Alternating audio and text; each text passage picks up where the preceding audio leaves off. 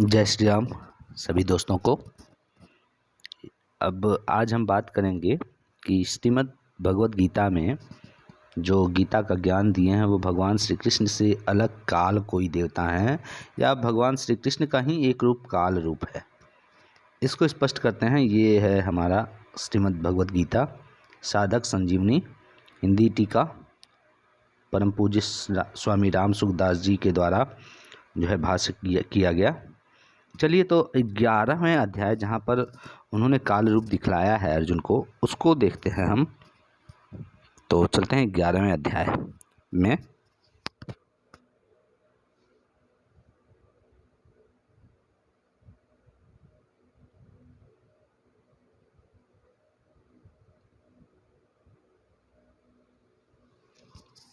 हम अब देखिए 11वें अध्याय में पहुंच चुके हैं और इस बात को देखते हैं कि वास्तव में ये काल रूप जो है प्रभु का ही रूप है या कोई अलग काल देवता हैं। इसको स्पष्ट करते हैं क्योंकि ये रामपाल के जो चेले हैं ना, ये कुछ ज़्यादा ज्ञानी हैं। रामपाल भी कुछ ज्ञानी था, ये भी कुछ ज्ञानी हैं और ये भी तत्वदर्शी भी हैं। तो ये देखिए ऊपर देख सकते हैं, जैसा कि आप चलिए शुरू से ही देख लेते हैं, स्पष्ट हो जाएगा, सारी चीज़ें एकदम स्पष्ट हो जाएगी।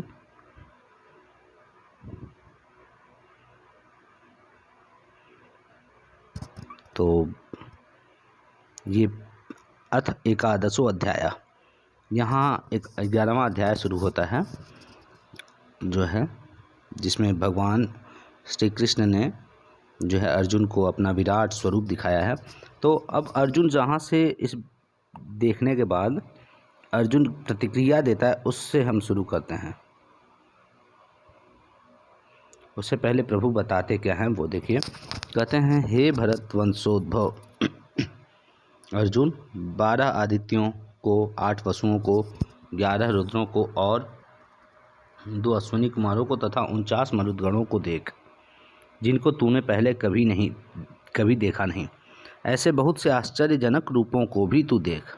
मतलब बता रहे हैं कि और भी ऐसे रूपों को भी देख। हे नींद को जीतने वाले अर्जुन, मेरे इस शरीर के एक देश में, मतलब एक ही देश में, एक ही जगह पर चराचर सहित संपूर्ण जगत को अभी देख ले। इसके सिवाय और भी जो कुछ भी तू देखना चाहता है वह भी देख ले।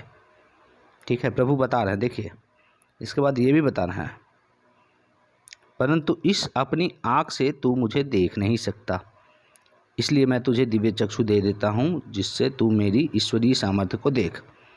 बता रहे हैं कि ईश्वरीय सामर्थ्य को देखने के लिए दिव्य चक्षु को देख। ऐसा कह करके प्रभु जो है महायोगेश्वर भगवान श्री कृष्ण ने अर्जुन को परम ऐश्वर्य विराट रूप दिखाया।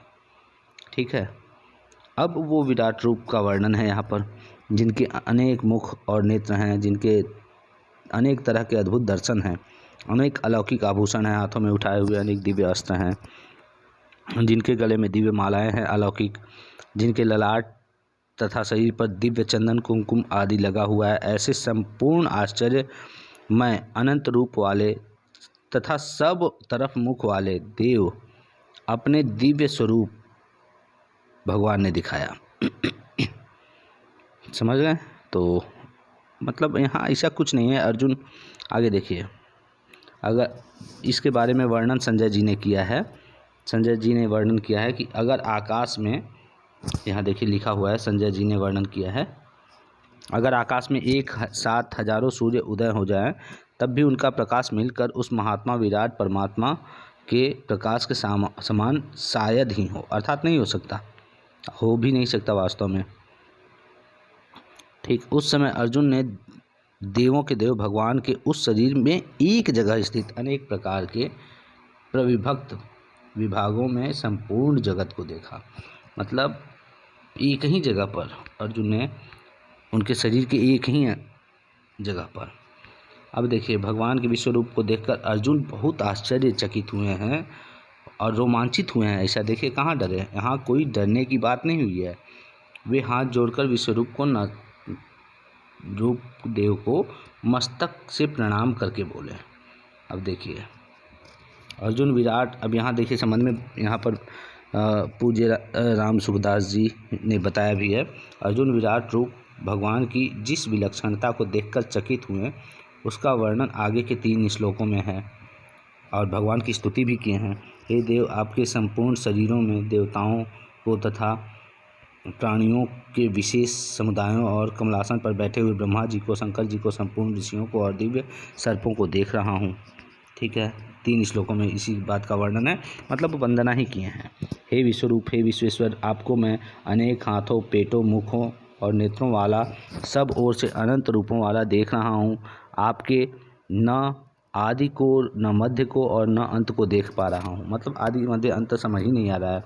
आगे बता रहे हैं, मैं आपको किरीट, मुकुट, गदा, चक्र, पद्म धारण किए हुए देख रहा हूँ। तेज की राशि, सब ओर से प्रकाश वाले देदीप्यमान अग्नि तथा सूर्य के समान कांति वाले नेत्रों के द्वारा कठिनता से देखे जाने योग्य और सब तरफ से अप्रमेय स्वरूप देख रहा हूँ।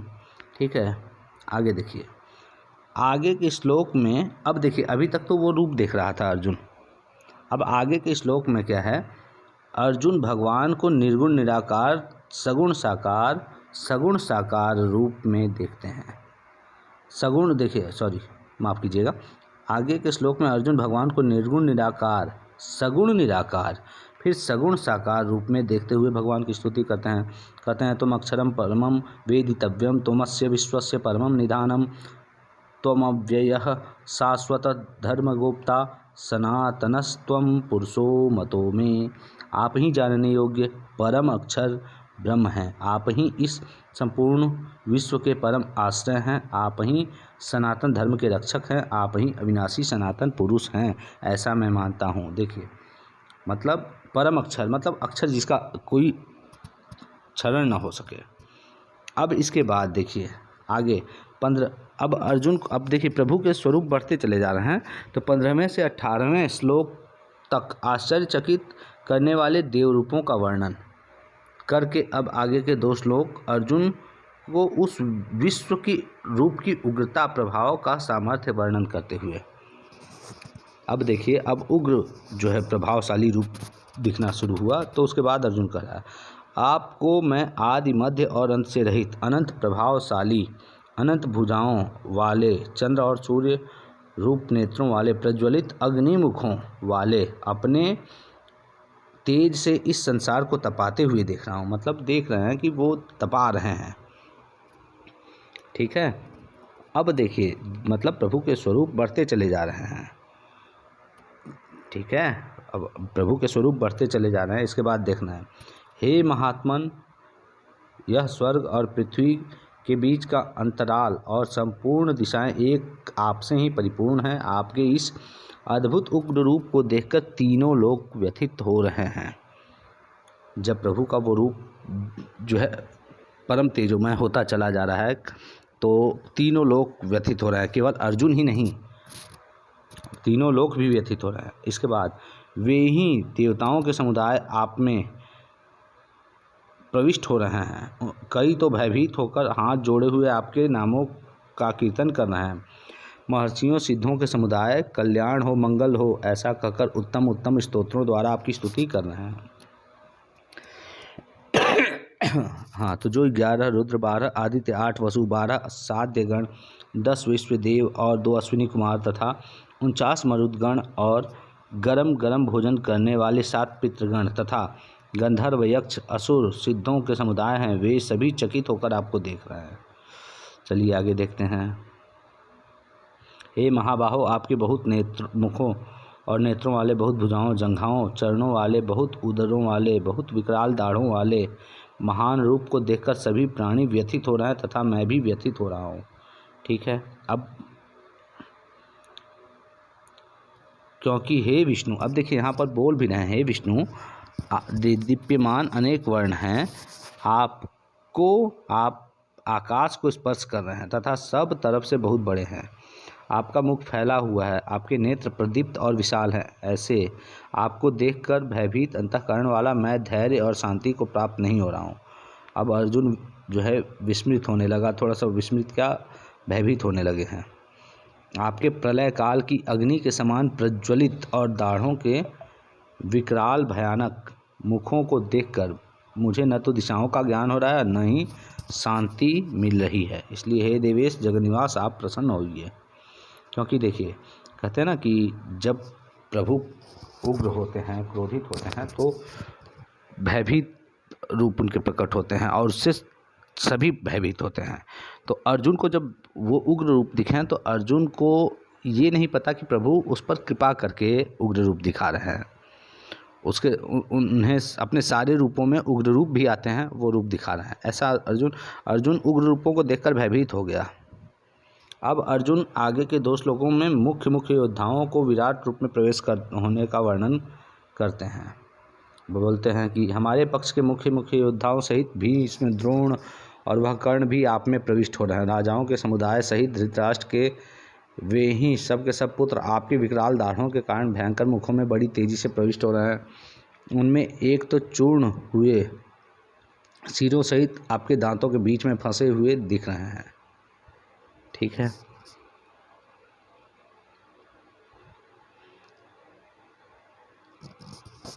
आगे देखिए, जैसे नदियों के बहुत से जल प्रवाह ही समुद्र के सम्मुख दौड़ते हैं, ऐसे ही वे संसार के महान शूरवीर आपके सब तरफ से देदीप्यमान मुखों में प्रवेश कर रहे हैं।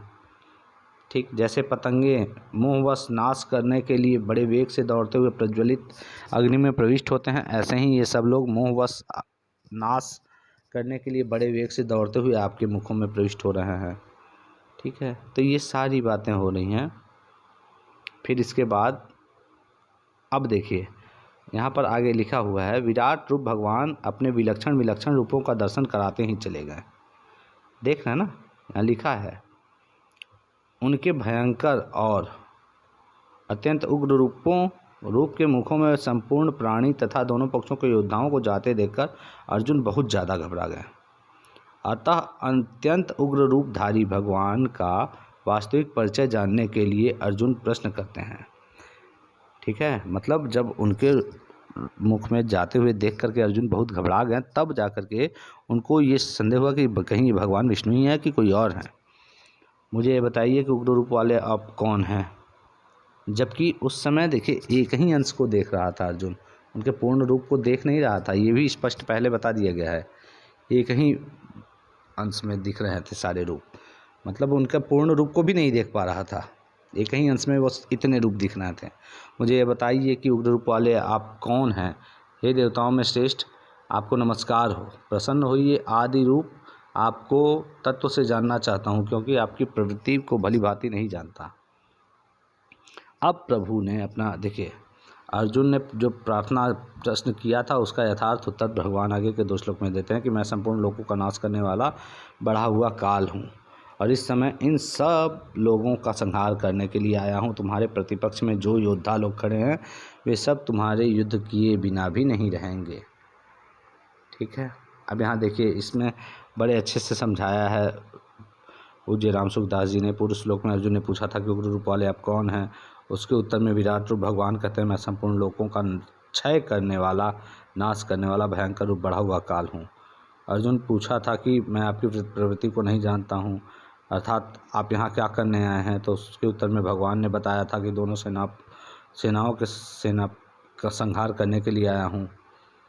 मतलब सब कुछ जो है अर्जुन जैसे जिसे पूछा है उसका उत्तर प्रभु देते चले गए हैं। तुमने पहले यह कहा था कि मैं युद्ध नहीं करूँगा, तो क्या तुम्हारे युद्ध किए बिना ये प्रतिपक्षी नहीं मरेंगे। अर्थात तुम्हारे युद्ध करने और न करने से कोई फर्क नहीं पड़ेगा, क्योंकि इनके संहार के लिए मैं प्रवृत्त हो चुका हूँ, इसलिए इनको मरना ही होगा। सब बता रहे हैं प्रभु। यहाँ एक शंका होती है कि अर्जुन ने अपनी और कौरव पक्ष की सेना के सभी लोगों को भगवान के मुख में जाकर नष्ट होते हुए देखा था, तो फिर भगवान यहाँ केवल प्रतिपक्ष की ही बात क्यों कही। तुम्हारे युद्ध किए बिना भी ये प्रतिपक्षी नहीं रहेंगे। इसका समाधान यह है कि अगर अर्जुन युद्ध करते तो केवल प्रतिपक्षियों को ही मारते हैं। सही बात है, अर्जुन युद्ध करता तो केवल प्रतिपक्षियों को ही मारता ना, को नहीं मारते हैं। अच्छा, यहाँ देखिए, इसका समाधान यह है कि अर्जुन युद्ध करते तो केवल प्रतिपक्षियों को ही मारते हैं और युद्ध नहीं करते तो प्रतिपक्षियों को नहीं मारते। अतः भगवान कहते हैं कि तुम्हारे मारे बिना भी ये प्रतिपक्षी नहीं बचेंगे, क्योंकि मैं काल रूप से सबको खा जाऊंगा। तात्पर्य यह है कि इन सबका संहार तो होने वाला ही है। तुम केवल अपने युद्ध रूप में कर्तव्य का पालन करो। यहाँ एक शंका यह भी है कि यहाँ भगवान अर्जुन से कहते हैं कि प्रतिपक्ष के योद्धा लोग तुम्हारे युद्ध किए बिना भी नहीं रहेंगे। फिर इस युद्ध में प्रतिपक्ष के अश्वत्थामा आदि योद्धा कैसे बच गए? इसका समाधान यह है कि यहाँ भगवान ने उन्हीं योद्धाओं के मरने की बात कही जिनको अर्जुन मार सकते हैं, जिनको अर्जुन आगे मारेंगे। और वही द्रोण, अश्वत्थामा, यही प्रभु के मुख में जाते हुए दिखे भी थे। वहाँ पर जो है अश्वत्थामा, कृपाचार्य, इनके मुख में जाते हुए नहीं दिखे थे। ठीक है, अब ये देखिए, यहाँ पर ये सारी बातें बताए हैं। द्रोण और भीष्म तथा जयद्रथ, कर्ण तथा अन्य सभी मेरे द्वारा मारे हुए शूरवीरों को तुम मारो और तुम व्यथा मत करो। युद्ध करो, युद्ध में निस्संदेह तुम वैरियों को जीतोगे।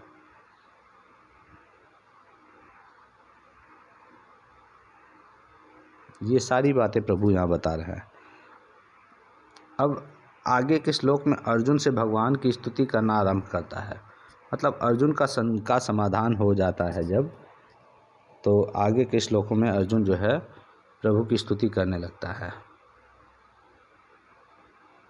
ठीक है, तो अब यहाँ बताइए, यहाँ कैसे ये कोई कह सकता है, जबकि अर्जुन पूरा स्वरूप भी नहीं देख पाया था, उसमें एक अंश में ही प्रभु का स्वरूप देख रहा है अर्जुन। अब इसके बाद सारा उनका स्तुति कर रहा है। देखिए, आप ही वायु हैं, आप ही यमराज हैं, अग्नि, वरुण, चंद्रमा, दक्ष आदि प्रजापति, ठीक, ब्रह्मा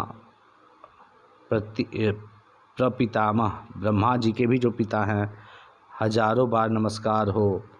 देख लीजिए, इसके बाद हे सर्वस्वरूप, आगे से भी नमस्कार, पीछे से भी नमस्कार। मतलब यहाँ पर देखिए, वायु, यमराज सब, आप आदि देव हैं, पुराण हैं, पुरुष हैं, आप ही संसार के परम आश्रय हैं, सबको जानने वाले और जानने योग्य हैं, परम धाम हैं, अनंत रूप, आप ही संपूर्ण संसार में व्याप्त हैं। देखिए, सब ओर से, दिशों दिशाओं से नमस्कार है। अर्जुन केवल आपकी इस महिमा को न जानते हुए मेरे, मतलब केवल स्तुति की हैं अर्जुन। अब इतना जानने के बाद भी आप ही इस चराचर संसार के पिता हैं, आप ही पूजनीय हैं, आप ही गुरुओं के महान गुरु हैं। हे अनंत प्रभावशाली भगवान, इस त्रिलोकी में आपके समान भी दूसरा कोई नहीं है। देख लीजिए ना, सारी बातें यहाँ एकदम स्पष्ट है। फिर एक दो श्लोक, सेलेक्टेड श्लोक लेकर के रामपाल कितना मूर्ख बनाता है लोगों को। अरे हद तो तब हो जाती है जब ये पाखंडी ये कहता है कि जो है कबीर जो है परमात्मा, चलिए मान लेते हैं कबीर परमात्मा है, तो कबीर जो है मेरे बताए भक्ति से ही मिलेंगे। यार कबीर तुम्हारी रजिस्टर्ड संपत्ति थोड़ी हैं। वो सदगुरु कबीर जो है एक सदगुरु थे, वो एक समाज सुधारक थे। उन्होंने, और वो अगर परमात्मा भी हैं तो वो जो है परमात्मा के बारे में तो वैसे भी जो है बताया जाता है कि परमात्मा जो है किसी मंत्र के, तंत्र के से थोड़ी मिलने वाले हैं। एक से बढ़कर एक मंत्र तंत्र के साधक पड़े हुए हैं, परमात्मा को थोड़ी पालेंगे। परमात्मा को पाने के लिए तो जो भाव की आवश्यकता होती है, वो भाव जो है रहेगी तो परमात्मा स्वयं चले आएंगे, मिल जाएंगे। अब ये जो है रामपाल तो जो है जेल में हैं। अब वो रामपाल के नाम पर तंत्र चलाने वाले जो है लगे हुए हैं, झूठा प्रचार प्रसार कर रहे हैं। अच्छा, एक चीज़, अब आने वाले जो है वीडियो में हम और भी बातें बताएंगे। तब तक के लिए अब जय श्री राम, हर हर महादेव। लेकिन यहाँ पर एक बात स्पष्ट हो गया है कि प्रभु अपने एक ही अंश में पूरा रूप दिखाए हैं और बारी बारी से सब रूप दिखाए हैं। तो अर्जुन ऐसा है ना कि सीधे डर गया है। अर्जुन जो है पहले आश्चर्यचकित हुआ है, रोमांचित हुआ है, इसके बाद जैसे जैसे तो अब अगले वीडियो में फिर मिलते हैं। तब तक के लिए जय श्री राम, हर हर महादेव। कमेंट करके ज़रूर बताएं कि आपको ये वीडियो कैसा लगा। जय श्री राम, हर हर महादेव।